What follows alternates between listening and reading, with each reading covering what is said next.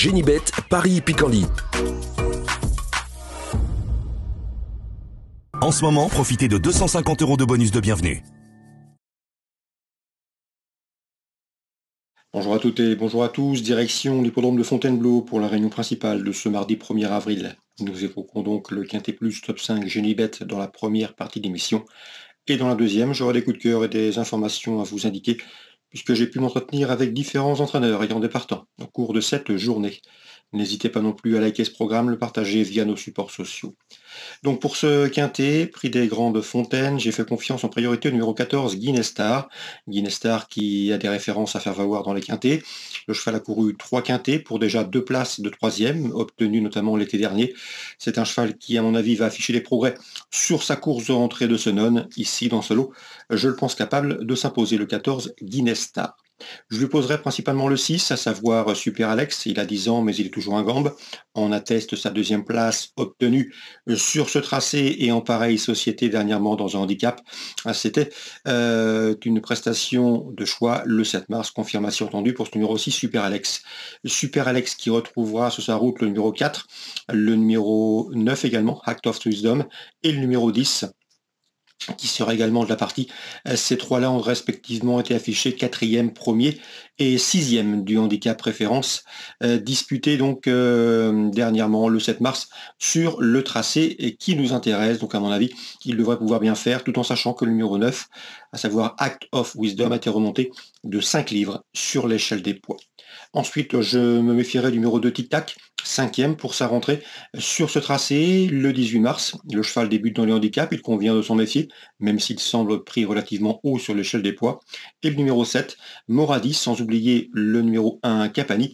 Ces deux-là ont terminé sur le podium d'une épreuve disputée sur la PSF de Chantilly courant février. Je les pense ici capables également de tirer leur épingle du jeu. Donc en résumé chiffré, pour ce quintet de Fontainebleau, on fera confiance au 14, au 6, au 4, au 9, devant le 10, le 2, le 7 et le 1. Donc en partant, attention, numéro 13, Spinello. On va maintenant parler du coup de cœur et des infos. En ce moment, profitez de 250 € de bonus de bienvenue. Voici maintenant mes coups de cœur et mes infos pour ce programme du mardi. Concernant Fontainebleau, la réunion principale, j'ai ciblé le 309, à savoir Chiver. Chiver, c'est 9 courses au compteur pour 8 podiums enregistrés. Cette pouliche de 4 ans me semble ici en mesure de signer la première victoire de sa carrière. Elle le mériterait amplement, le 309, Chiver. Concernant Lyon-Paris, c'est la réunion 3. Concernant donc Lyon-Paris, j'ai pu discuter avec Jules Le Roulet dernièrement. Il est assez confiant que le 104 Made in Love Pass, c'est un cheval qui s'est classé 3e pour ses débuts au Mont-Saint-Michel. Une 3e place encourageante, pleine de promesses. Le cheval sera encore mieux corde à gauche, m'a-t-il dit. Dès lors, il faut le voir ici comme une première chance. 104, c'est Made in Love Pass. Concernant Julie Busset, la fille de l'entraîneur Thierry Busset, elle nous a parlé en bien du 209, la Môme d'Atalante. Première platonique dernièrement à la soie. Elle avait gagné avant d'être disqualifiée après enquête. Elle m'a indiqué que sa protégée serait encore mieux corde à gauche. C'est une pouliche qui a largement le niveau d'une course comme celle-ci. Donc on peut lui faire confiance. Le 109, la Môme d'Atalante. Dans cette course, on lui posera principalement Liberata, numéro 15, qui affiche 2 victoires en autant de courses courues en cette année 2025, 209 et 215. Dans la 5e maintenant, j'aime beaucoup le 501, à savoir Joe Balasco Bleu, un cheval de qualité, il a 6 angles, il affronte ses aînés, l'engagement est bon, il sera pieds nus. Le numéro 1 peut paraître un peu piège, mais à mon avis, le cheval a le niveau d'une course comme celle-ci, le 501, Joe Balasco Bleu. Je lui poserai principalement le 503, Jet des Prés, qui se recommande de 2 podiums en 3 sorties depuis le début de l'année. 501, 503. Concernant maintenant la réunion 4 à Vincennes, j'ai discuté avec Olivier Touvet. L'interview sera disponible gratuitement sur canalturf.com. Sachez qu'il est confiant avec le 304 Jamaïca Fedo. Sa jument est au mieux actuellement. Elle a gagné lors de son avant-dernière sortie à Laval au Sulky. La dernière fois, elle n'a pas eu le meilleur des parcours, étant contrainte de progresser le nez au vent, étant contrée. Cette sortie n'est pas à prendre au pied de la lettre, d'autant qu'elle était souple dans ses allures. Elle a donné satisfaction au travail. Donc le 304 Jamaïca Fedo, pour son retour au trot monté, mérite un large crédit. Son entraîneur Olivier Touvet est confiant.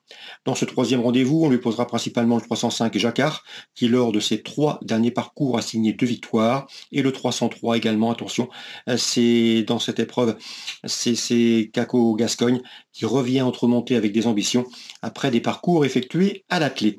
304, 305 et 303. Dans la 8e, sachez que Nicolas Delamarre est confiant que le 807 Irving Herald, un cheval confirmé à ce niveau.